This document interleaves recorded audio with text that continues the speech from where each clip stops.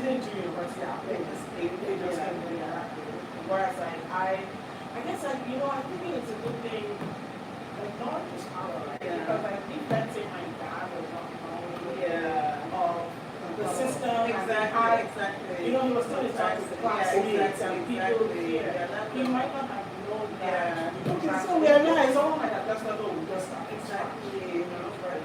Yeah, like I started as a junior. I transferred 2 years of choppy Nigerian university. Like I completed, I guess, 2 full years, somehow 3 years.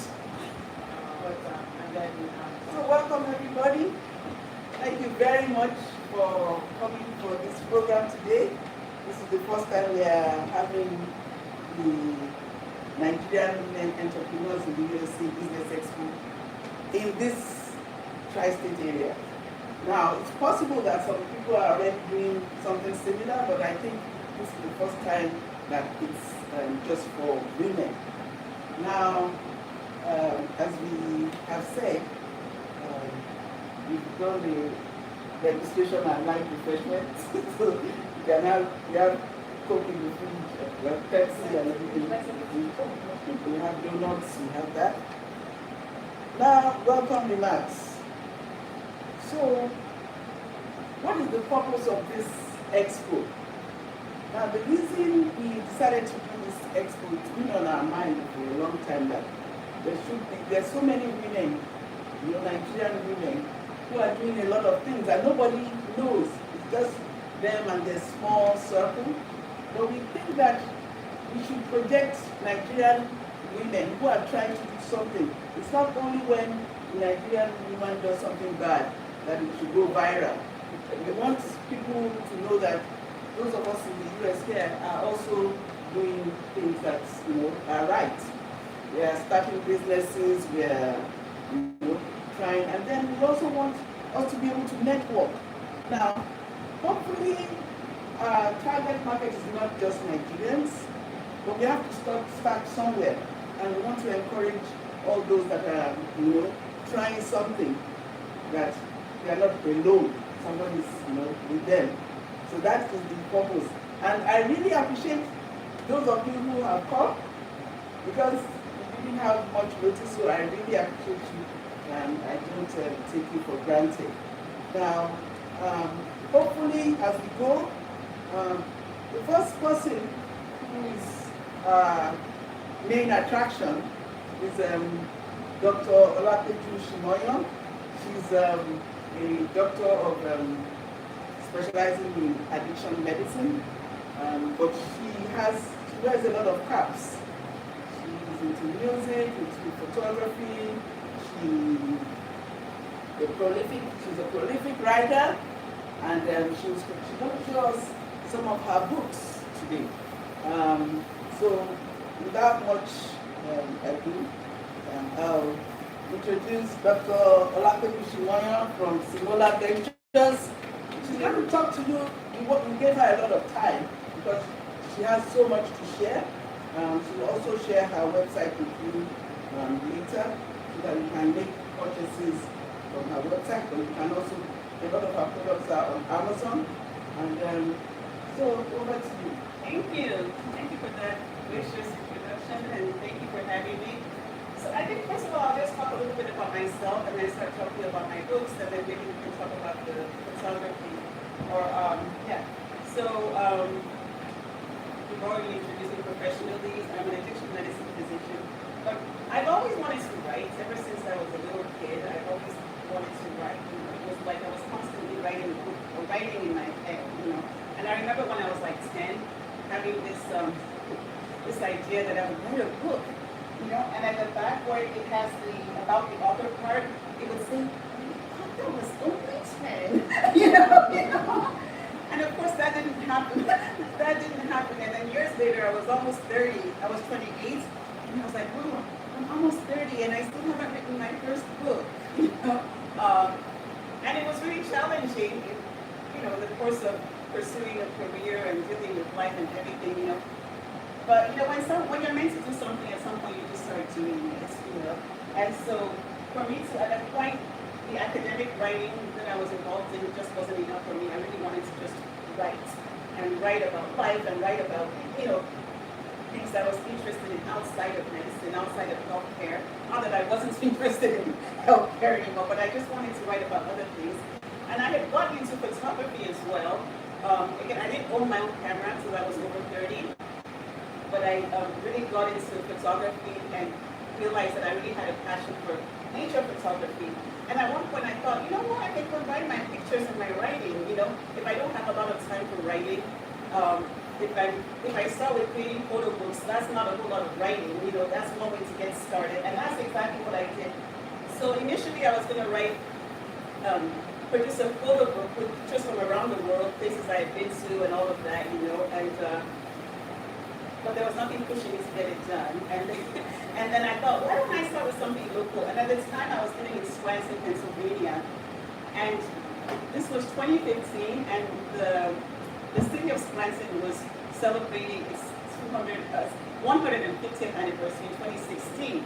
So that gave me a deadline to work towards. I thought, well, it would be nice to release a book about Scranton in honor of the 150th anniversary. And that's what I did. And that was the first edition of that book. This is actually the second edition now that came out in 2023. But that got me started, you know, so I started putting my pictures together and writing, and then I wrote about Scranton, and then I had so many butterfly pictures. I really, really love butterflies, and so this again is the second edition of my butterfly book, but my butterfly book was the second book that I published, and I was self-publishing. At the time, I didn't even know how to put a book on Amazon or anything. I just made the photo books on Blur, and then got them printed, and then in late 2022, I suddenly had a lot of time on my hands when so while I was still working full-time, I started working on this book, which is a devotional based on readings from the book of Proverbs in the Bible. And, but it had been so start and stop. And then finally, when I took time off of full-time work, I decided to just focus on getting this book done and figuring out how to put a book on Amazon and sell from there, you know. And I actually worked with a coach who happens to be a physician, and she coaches people in different areas. But I worked with her, and she told me it would be an investment, because she told me up front that it would be worthwhile, because after working with her, I'd be able to do it on my own, and that really happened. So I got this book published, and it also has my photography as well. You know, I would often read like Proverbs where it would say something like, the sluggard says there's a lion outside, I'll be killed in the public square. That's Proverbs 22:13. And so I would think about, I would notice verses like that and think, wouldn't it be nice to have a picture to go along with this? So that's how I started, so that's how this book eventually got done. And then from then, I ended up putting my first two books on, I'm getting second editions put out, putting them on Amazon, and then it's just been, one thing after the other. I have a book on giraffes that's not here. And then December of 2023, I released an album, because I also am into music, so I recorded Christmas music. And then that December season, I was at an event, I think it was in church, and they gave us flyers or handouts that had the story behind Oh Holy Night. And I thought it was such a fascinating story, and I had the idea, why don't I research the stories behind the other Christmas songs on my CD and write a book? And this was December of 2023. And so January to May of 2024, I already had other writing commitments. So I basically started this book in June of 2024, and it had to get out before Christmas. So I think it came out in November. And it's basically the stories behind the 13 Christmas carols that I had recorded. So there's Oh Holy Night, Silent Night, Oh Come, O Come Emmanuel, and then a few secular ones like Silver Bells and Feliz Navidad. And then at last year somebody suggested that I write a devotional based on that one. So heartfelt offerings, I don't have a copy here, but heartfelt offerings is basically like a 25-day devotional that you can go through during right up to leading up till Christmas, and it's based on that. But it also has mental health tips and wisdom tips. You know, because Christmas time, holiday time tends to be very stressful for a lot of people. So so that's that. And then some people might say this is my most serious book. This was not intended to be a memoir, but it ended up becoming something of an academic memoir. But really what I did was I profiled several women physicians, some historical, but many of them were people I've actually worked with at different phases in my career. And I talked about, in some cases I talked about my interactions with them, what I learned from them, but I also talked about them and their accomplishments. And there are people from all over, people I met during my Fulbright, like when I went to Nigeria as a Fulbright scholar, Professor Ogunshola, who's at the time, she was the first female provost of the College of Medicine at the University of Lagos. Now she's the first female vice chancellor of the whole university. So people like her, people like just a lot of other very, very amazing women physicians. And it's something that I really hope will inspire not just young girls, but particularly young girls to, you know, to live out their dreams. In fact, now I'm feeling inspired. Can I keep talking? Yeah, Can I keep talking? Okay. Because I'm feeling I'm feeling inspired to actually read something. So towards the end, I wrote about writing as a form of advocacy, and then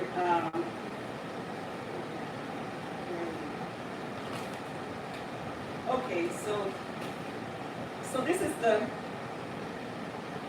at the end of the book. There's a section that's titled "Go Be Free." For all who are reading this, I hope you'll be motivated to pursue your dreams and passions, regardless of whatever artificial limitations society may have placed on you. I hope you'll be inspired by the stories of these women who were pioneers, overcame barriers, and paved the way for many others. I hope you'll find a path that is right for you and have the courage to pursue it.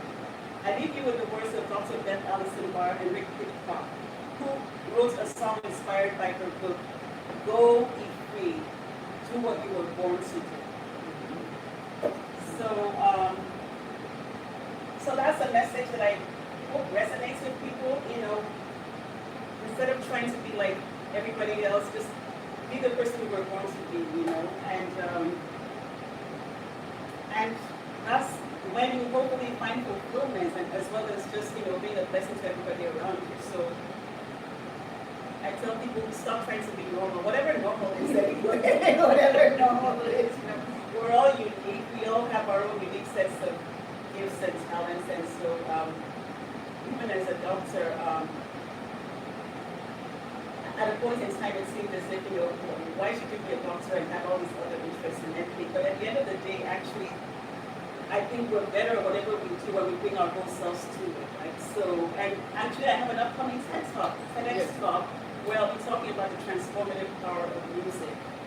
So stay tuned, and thank you for listening. Are we going to do, well, do you want me to What about other books? Look, the giraffe one isn't here. Okay, up to 12:40. I mean, I can keep talking, but I just don't want to. We still have 20 minutes. And then how about the pictures? I mean, Yeah. So, I mean, if people have questions, I didn't even talk about this one. I can keep talking. I just, okay, I'll keep talking then. and Sorry. then, because Ramat, when you want to read? I think I'll do One. Okay, so you read the next speaker, but before then, you have a quick tour of her products and everything. But keep talking. So my most recent book is this. That is the most recent one that I published in the book. Because I actually have another one that I co-authored, but Sweet Land of Liberty, the stories behind America's national symbols and songs. So talking about inspiration and all of that, sometimes the inspiration just comes, right? So I had this book about scribes in a place to call home. I went to medical school in Hershey, so I've been wanting to write Hershey, a place to call home. But I didn't have anything pushing me to get it done.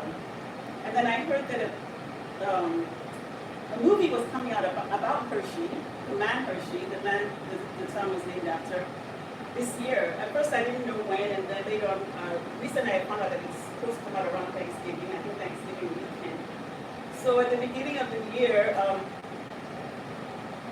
it would have made sense to start working on the first book, except that I got this brilliant idea to write about America's national symbols and songs, because this was a very special anniversary, the 250th anniversary. And if I was going to get it done, it had to be done before the 4th of July. So the poetry book went on hold, and then I worked on this, and this came out on my birthday, June 6th, which was just in time for the 4th of July. So what I did here was that I also learned a lot about publishing and writing and having a target audience. When I started, like when I wrote the butterfly book, I didn't have any age group in mind or anything. I just did it because I felt like I wanted to, but I tried to focus on a particular age group. So this is focused on like middle grade students, but at the same time it's written in a way that adults who are interested in learning these things would also, enjoy reading it hopefully. And what I did was I focused on the 7 national symbols that have been codified by Congress, and I have, the stories behind them. And then, so like the national anthem, and then the story behind the national anthem, and Francis Scott Key, about the national march. So the national march and several other marches were composed by John Philip Sousa, who was very prolific. And I didn't know that he actually died in Reading, Pennsylvania, which is where I live now. Yeah, and that's where and there's a whole story behind that, which I didn't go into detail in this book. But and so I talked about, there's a national tree. Did you know the national oak? The oak tree is the national tree. The rose is a national floral emblem. Yeah. The bison is a national mammal. Yeah. And the bald eagle is the national bird. But even though the bald eagle has been on symbols since like forever, it was only in 2024 that it became official. Somebody found out that it wasn't, written into law. So they, this person actually wrote what is it called when you write I'm blanking on what you do.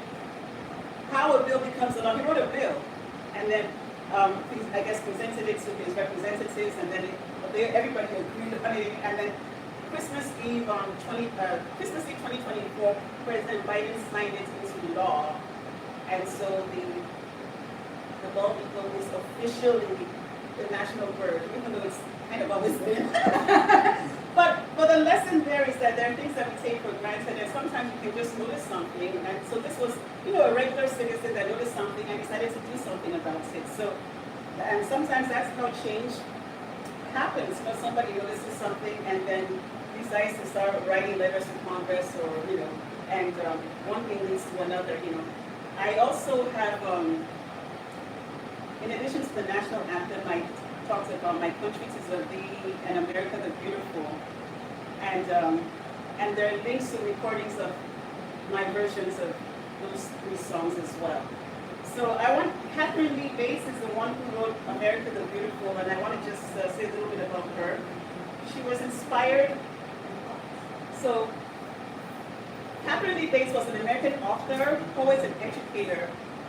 And she was inspired to write America the Beautiful while she was on a trip to Pikes Peak in Colorado. So, in 1893. So they were, actually let me even just read her quotes. One day some of the teachers and I decided to go on a trip to 14,000-foot Pikes Peak. We hired a prairie wagon. Near the top, we had to leave the wagon and go the rest of the way on wheels. I was very tired. But when I saw the view, I felt great joy. All the wonder of America seemed displayed there, like with the sea-like expanse. So she was just so inspired. And if you think about the words of the song, so you can imagine, America the beautiful. Oh, beautiful for spacious skies, for amber waves of gray, for purple mountain majesties above the fruited plain. America, America, God shed His grace on thee. It's a beautiful song. Anyway, and it was set to music by Samuel A. Ward, who was a church organist, and it was formally published as America the Beautiful in 1910. So yeah, so some of these famous songs, just somebody just wrote a poem, and it was later on that somebody said it's music, and then it became a song, And America the Beautiful is a song that people actually wanted to be the national anthem, but eventually the Star Spangled Banner won, and the Star Spangled Banner is also very inspiring, but it's very difficult to sing, and it's also about war, so not everybody likes that, And if you look at the other verses, we don't sing the other verses, which is in some ways probably a good thing, because there's at least one of them where there's some controversial statements about slaves and the hireling and the slave, and people interpret it differently, but it's very controversial. I mean, I read somewhere that, well, no, it wasn't really talking about slaves. It was, it was talking more. It was more a reference to the king, not wanting to be slaves to the king. But I don't know. But it's a good thing that we don't sing it, in my opinion. But anyway, so is there anything else you want to know about this book or other books? So what we are going to do now, before Engineer Max comes on, is Dr. Shimaya has some of her products. These are her books, all available on Amazon. But then she's also into photography, all kinds of things. So if you want to come, she'll talk about some of her things. She has all these pictures are her pictures that she was the one who took the pictures. Yeah. So that's an elephant on a safari in South Africa, And I like the idea of using pictures to teach. So you can see how the elephant is, how it has a twig of wood around its trunk. Its trunk is around its of wood.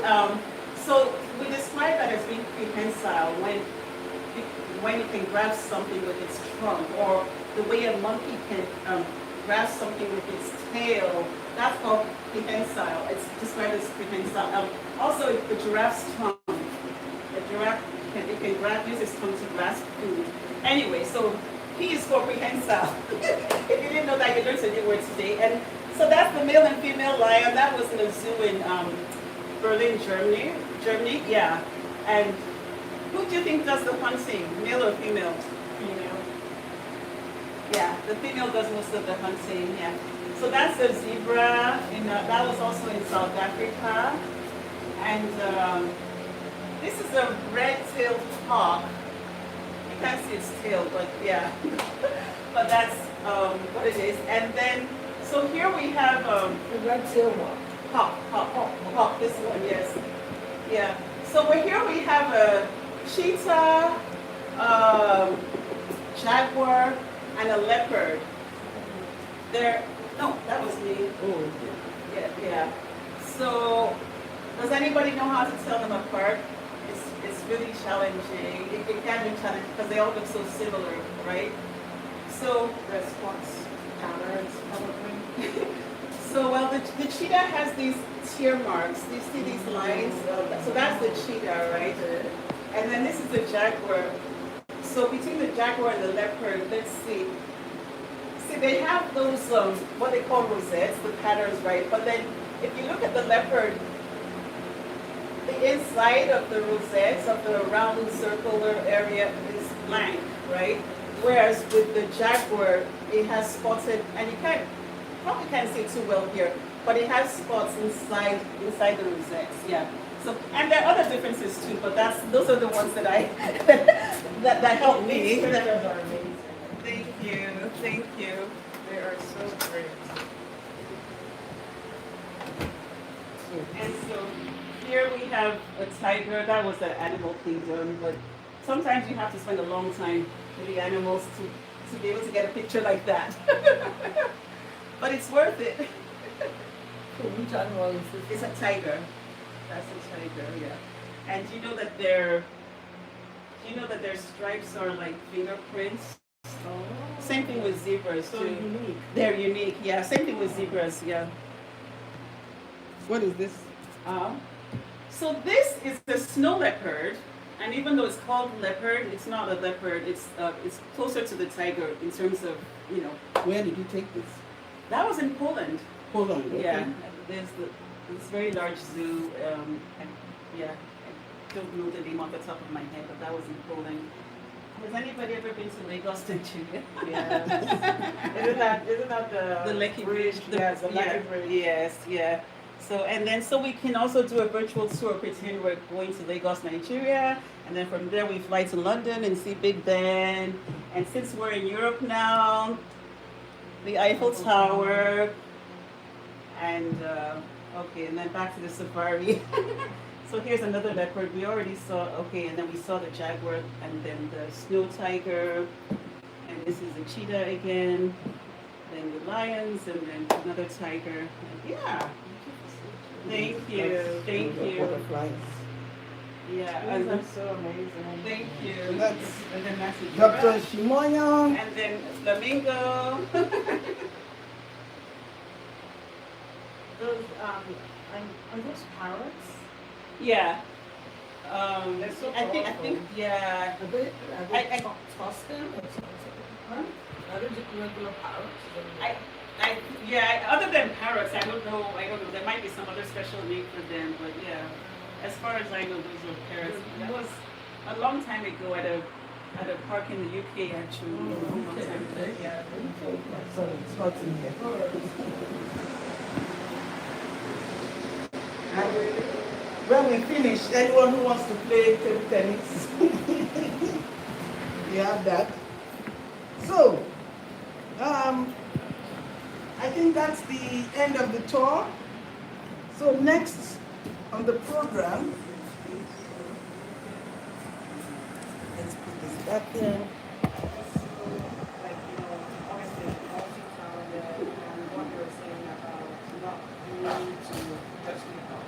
Sorry. And I'm just like that, things that did not ask for, things that not on, because there's something just So do you have questions? You have questions for Dr. Shimoyan? You're being so formal. It's live. You forgot it. So, any questions? Any questions? What services do you have? I know you are selling these books on Amazon Yeah. and some of the products you sell from your website. What is your website?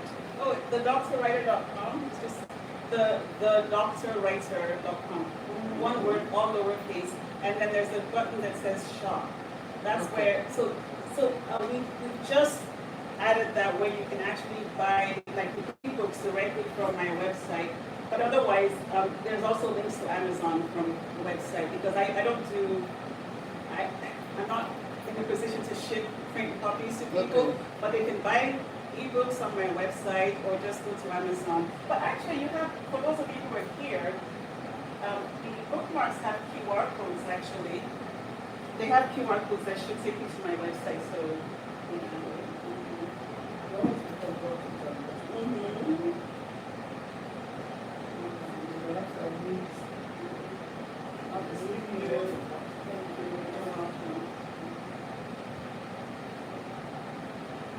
So how did you get into photography? It's one of those things. So when we were young, my parents were always taking pictures.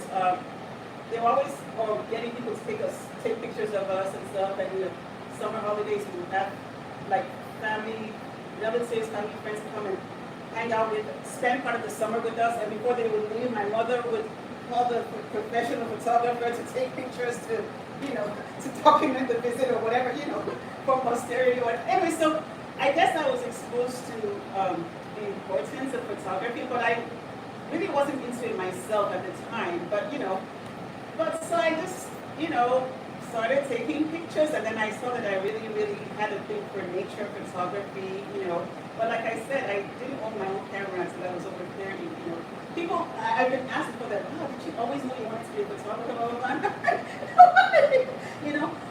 Yeah, but then another thing too is that sometimes I would like maybe see a picture that was taken by a professional, somebody who was, and I'd be like, what do you think about the background? Why didn't they, you know what I mean? I'd be like, so I guess I had an eye for it, and I just didn't know. It took me a while to figure it out, but I saw that I was like really, really into, nature and nature photography and passionate about it. And yeah. So And I apart from writing and having music and photography, do you provide